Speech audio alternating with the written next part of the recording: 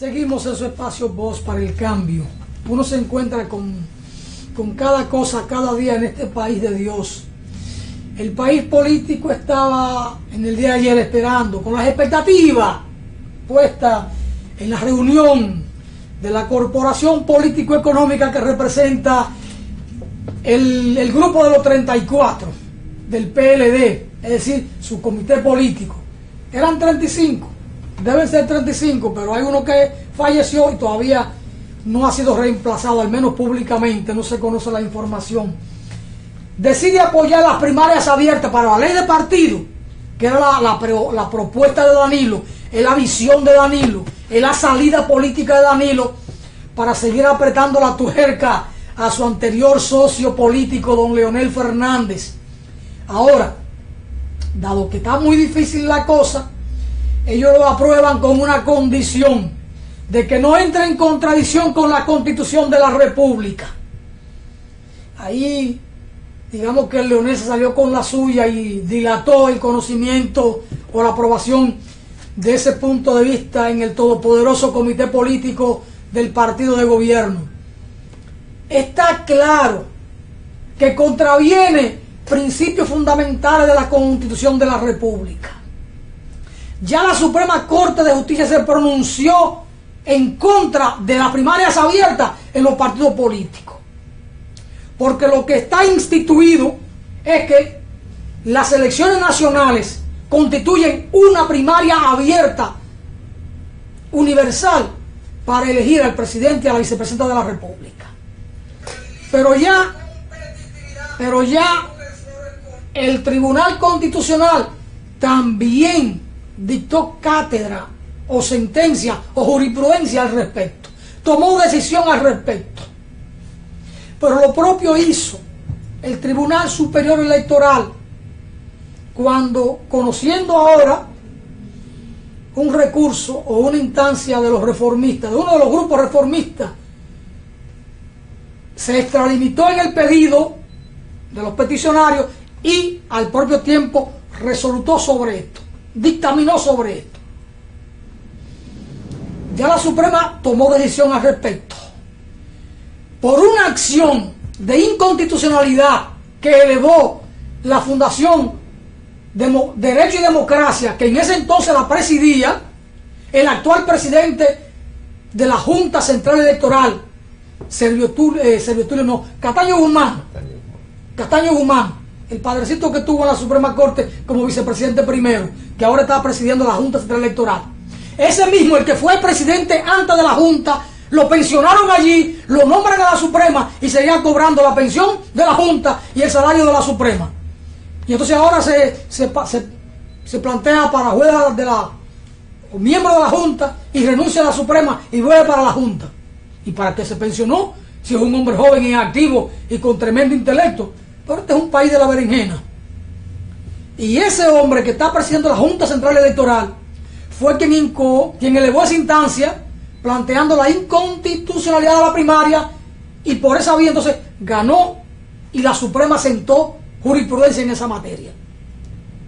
¿Qué va a pasar si el comité político le aprueba a Danilo Medina que la ley de partido contemple la primaria para la elección de los candidatos de los partidos políticos? ¿Qué va a pasar con la Junta después, presidida por Cataño Guzmán, que fue quien elevó una instancia en ese sentido? Es decir, entonces el PLD la condiciona a que cinco expertos en derecho constitucional den su opinión. Y si los 5 concuerdan en que no contraviene principios de la Constitución, entonces el comité político apoyaría que esta figura de la primaria abierta pase a ser parte de la ley de partido político en la República Dominicana. Ahí no se van a embobar durante más de un año, 8 o 10 meses, en este cuento de camino. Ahora bien, ¿a cuáles 5 expertos en derecho constitucional ellos van a buscar? ¿Son dominicanos? ¿Son internacionales? ¿De los dominicanos a cuáles? ¿A los muchachos buenos que andan por ahí de los Camaimas? ¿O del INTE? Que son teóricos. Bueno, ya el PRD se pronunció Y cuando el PRD se pronuncia en ese sentido, es porque Eduardo Jorge Prat le dio el visto bueno. Y entonces, ya Eduardo Jorge Prat lo más seguro que habló a través del PRD, y ahora será consultado por el comité político y le va a decir que sí, que es posible establecer las primarias abiertas en la ley de partido político. Todo es un juego a la política, porque el poder obliga a eso. Cuando la gente se aferra al poder, los de la derecha saben gobernar, los corruptos saben gobernar, porque saben quedarse en el poder. Muchas veces Ramón Almanzar decía aquí en el programa que el capitalismo fracasó, que la derecha fracasó en la República Dominicana. Yo le decía, no, Ramón, hemos fracasado nosotros, los de la izquierda. La derecha lo que sabe hacer es eso, gobernar para robar, y lo están haciendo. Es decir, ellos son exitosos desde el punto de vista político. La derecha no va al poder para resolver los problemas de los pobres. Entonces, Ramón no podía entenderme esa cosa, porque él quería que la derecha gobernara para resolver los problemas de la pobreza, del desarrollo, de la justicia social. Y no, ese no es el rol de la derecha.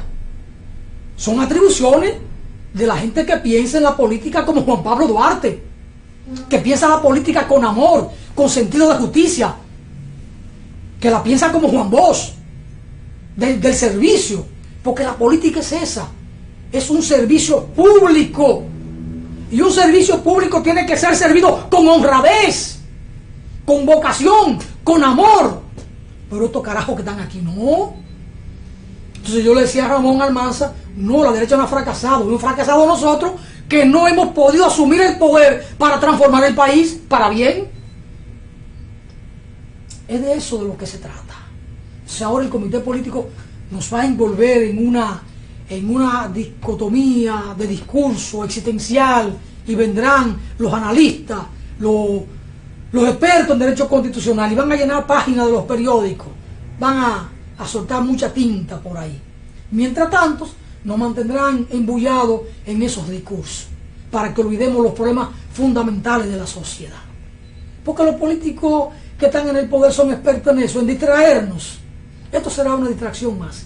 ¿Cuántos años tenemos discutiendo lo de la ley de partido político en la República Dominicana? 19 años. Y no terminamos de aprobarla. Cuando el PLD sale del poder, la quiere regular los mecanismos institucionales. Leonel habló de una dictadura de la mayoría cuando Hipólito tenía el control de todo, pero luego él llegó y él quiso entonces para sí esa dictadura de la mayoría, y desde entonces, desde 2004 para acá la tienen, o desde el 2006, porque cogen el poder ejecutivo en el 2004 y en el 2006 se hacen con todo el control del país. Congreso, justicia, Junta Central Electoral, Tribunal Superior Electoral, una nueva constitución, luego Danilo la reforma para él quedarse y aplasta a Leonel. Es decir, todo ese juego de la política y de los políticos en el camino de la perversidad. Don Gregorio, yo siempre se la pongo a usted muy caliente y muy difícil, ¿eh? Ya veo que sí, pero fíjate, en estos días conversando con algunos amigos también, yo les decía, bueno, yo me quejo con alguna frecuencia y me pregunto, pero ¿por qué en nuestro país esos grupos hegemónicos que nos han gobernado desde hace un siglo,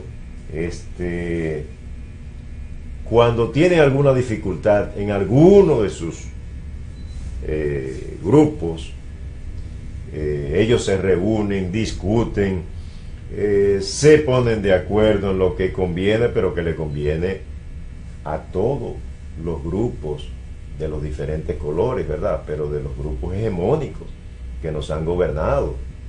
Y ellos, en fracción, como dice la gente, en un quítame tapaja, en un brinco de pulga, discuten, se ponen de acuerdo, pero siempre para beneficiarse ellos y para perjudicar a la gran mayoría, que es el pueblo. Con este asunto de las primarias, estos partidos, ya tú dijiste, primero es un entretenimiento más, es un entretenimiento. Y la otra parte es que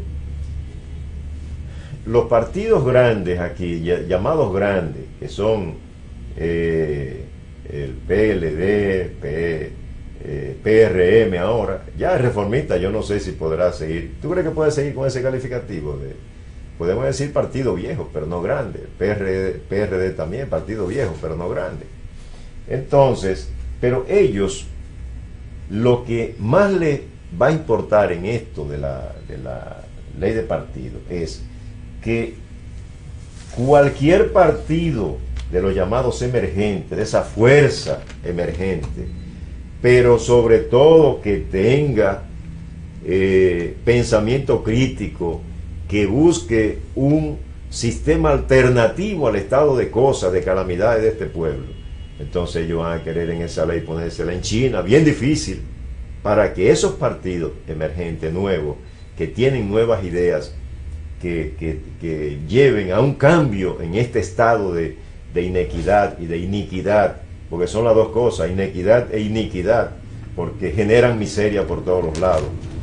Entonces, cuando eso vea, ese grupo vea que hay que hay alguna brecha para que un partido progresista vaya avanzando y que en algún momento ellos vayan a sentirse amenazados, no, toda esa brecha ellos en esta ley la van a tratar de cerrar. Y ese es uno de los propósitos fundamentales. Aparte de la guerra que tienen internamente en el PLD, danilistas y leonelistas. Pero esa parte ellos inclusive la podrían resolver internamente y la van a resolver.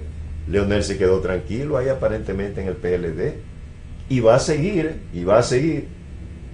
Si Danilo le hace un truco y modifica cualquier parte de la Constitución y vuelve Danilo, qué sé yo, Leonel se va a quedar tranquilo porque Leonel va a esperar su turno y le va a hacer entonces a Danilo lo mismo que ellos le han hecho, porque esto es una cuestión de revancha ahora, Danilo, Leonel, y después vendrá Leonel, Danilo. Siempre, eso sucederá, siempre que nuestro pueblo le dé la oportunidad de seguir abusando a estos grupos de poder de los de abajo, que yo espero que en algún momento, con la fuerza del voto, y fíjese bien, estoy usando un lenguaje democrático, que el pueblo de abajo, con la fuerza del voto, pueda empezar a cobrar todas estas calamidades que por muchos años hemos venido padeciendo.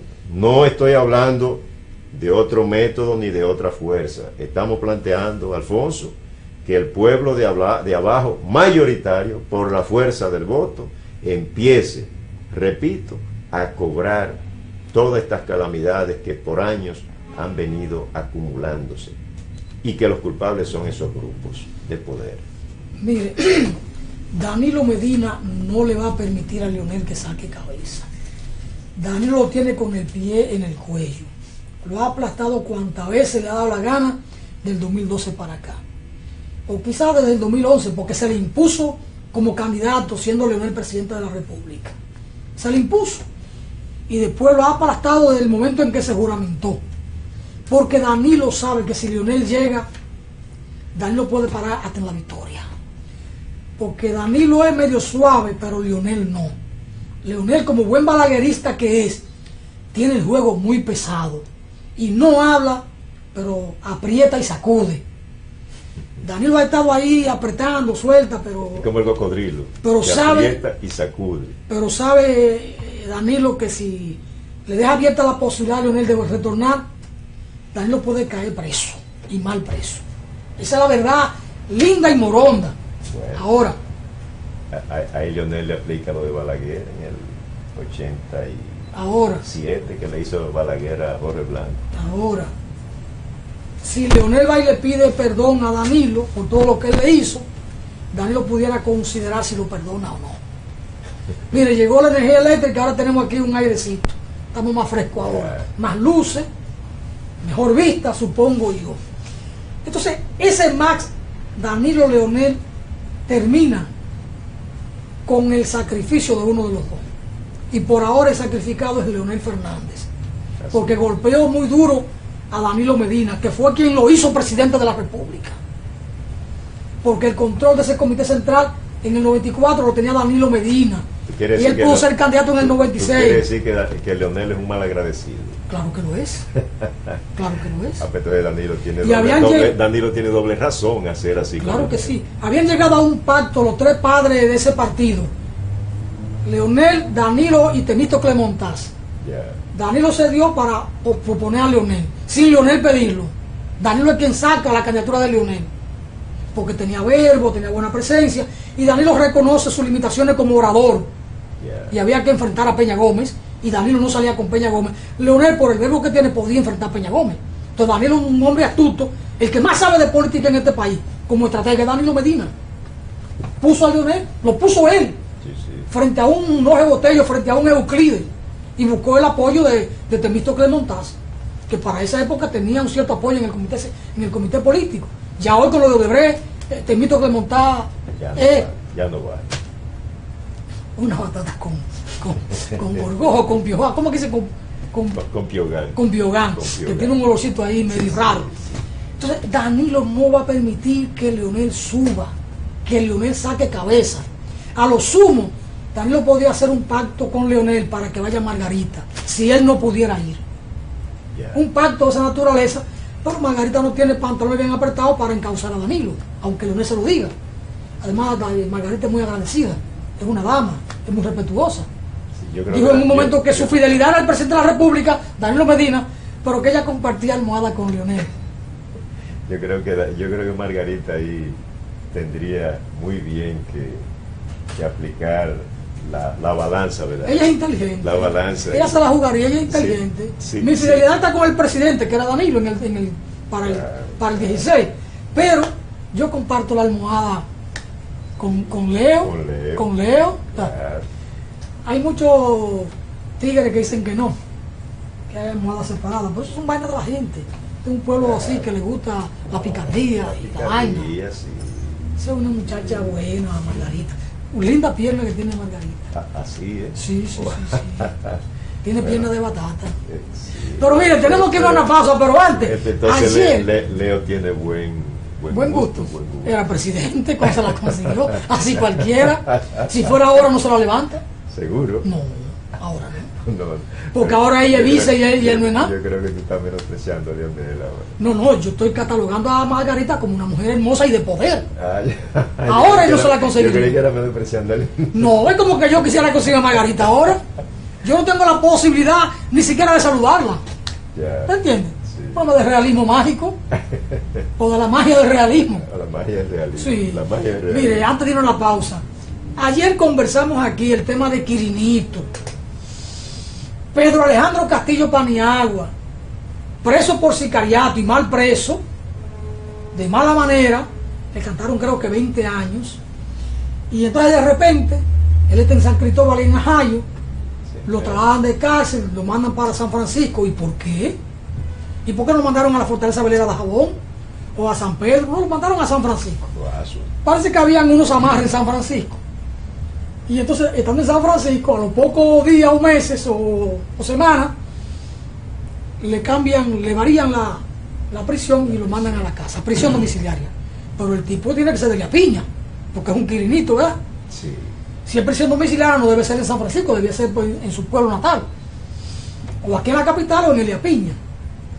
Y de repente dicen que el quirinito se murió, aparece un acta de defunción falsificada, no aparece el cuerpo, no aparece la tumba, se roban unas avionetas, aterrizan en Venezuela y uno no sabe lo que ha pasado. El presidente del Poder Judicial y de la Suprema Corte de Justicia no dice nada, el Ministerio Público no dice nada, el Director General de Prisiones tampoco dice nada, la Policía Nacional no da respuesta al caso, la Fiscalía de San Francisco no dice nada, la prensa especula. Pero llega un momento en que uno tiene que callarse porque un tema importante va borrando otro en los medios de la República Dominicana. Ahora el tema de la primaria y todo esto del comité político y lo que dice Miguel Vargas que apoya a la primaria porque el partido oficial, que es su aliado, o él es aliado del partido oficial, está con Danilo, el hombre. Entonces, todas esas cosas van cambiando la sintonía de las noticias. Ahora yo quiero leer un párrafo, Mi Voz, de Franklin Puello en el periódico El Día. De este día, dice Franklin Puello, a quien yo no conozco. Vergüenza, titula su Su columna queda en un solo párrafo.